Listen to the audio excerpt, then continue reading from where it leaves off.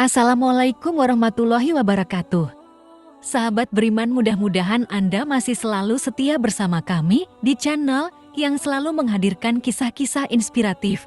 Pada kesempatan kali ini, kami sudah menyiapkan satu kisah berhikmah untuk menambah iman kita. Sebelum itu, mari support channel ini dengan cara like dan subscribe. Klik lonceng juga biar kamu nanti mendapatkan konten bermanfaat lainnya. Alkisah Baginda Raja hendak menghukum Abu Nawas. Dengan kecerdikan akalnya, Abu Nawas selalu bisa meloloskan diri dari hukuman raja maupun ancaman orang-orang jahat. Hampir semua cara sudah dilakukan, namun Abu Nawas selalu saja bisa lolos. Kecerdikan Abu Nawas malah terkadang membuat sang raja harus menanggung malu karena berniat menjebak tapi malah dirinya dipermalukan. Hal itulah yang membuat raja kapok menjebak Abu Nawas. Baginda memanggil seorang ilmuwan ulama yang berilmu tinggi untuk menandingi Abu Nawas. Pasti masih ada peluang untuk mencari celah kelemahan Abu Nawas. Menjebak pencuri harus dengan pencuri. Begitu juga untuk menjebak ulama harus dengan ulama, ujar penasihat istana memberikan saran kepada raja. Mendengar itu raja pun tersenyum seolah menemukan cara yang jitu untuk menjebak Abu Nawas. Ia menyetujui usulan tersebut, lalu menyuruh penggawa istana mencari ulama ilmuwan yang berilmu tinggi. Setelah ulama berilmu tinggi berhasil ditemukan, raja menanyakan cara terbaik untuk menjerat Abu Nawas. Ulama itu memberitahu cara-cara yang paling jitu kepada raja. Dia pun manggut-manggut setuju. Ulama andalan raja itu mulai mengadakan persiapan seperlunya untuk memberikan pukulan fatal kepada Abu Nawas. Siasat pun dijalankan sesuai rencana. Abu Nawas terjebak ke pangkuan siasat sang ulama. Abu Nawas melakukan kesalahan yang bisa membawanya ke tiang gantungan atau hukuman pancung, sementara raja benar-benar menikmati kemenangannya. Belum pernah ia terlihat seceria sekarang ini. Keyakinan orang banyak, Abu Nawas akan berakhir di tiang gantungan. Namun hanya satu orang yang tetap tidak yakin, dia adalah istri Abu Nawas. Istri Abu Nawas yakin kalau suaminya pasti bisa lolos dari hukuman mati. Ketika Abu Nawas dibawa ke lapangan untuk menghadapi hukuman mati, malah terlihat tenang. Raja tahu bahwa ketenangan yang ditampilkan Abu Nawas hanyalah bagian dari tipu dayanya.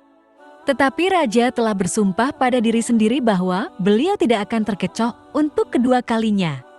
Hai Abu Nawas, adakah permintaan terakhir yang ingin kau sampaikan? Tanya raja, dan pertanyaan inilah yang paling dinanti-nantikan oleh Abu Nawas. Ada paduka yang mulia, jawab Abu Nawas singkat. Sebutkan, ucap raja. Abu Nawas berkata, sudilah kiranya hamba diperkenankan memilih hukuman mati yang hamba anggap cocok, wahai Baginda yang mulia, pinta Abu Nawas. Baiklah, jawab raja menyetujui permintaan Abu Nawas. Paduka yang mulia yang hamba pinta adalah bila pilihan hamba benar, maka hamba bersedia dihukum gantung. Tetapi jika pilihan hamba dianggap salah, maka hamba dihukum pancung saja, kata Abu Nawas memohon. Kau memang orang yang aneh Abu Nawas. Di saat-saat yang amat genting pun masih sempat bersenda gurau. Tetapi ketahuilah wahai Abu Nawas, bagiku segala tipu muslihatmu hari ini tidak akan bisa membawamu kemana-mana, ujar raja sambil tertawa.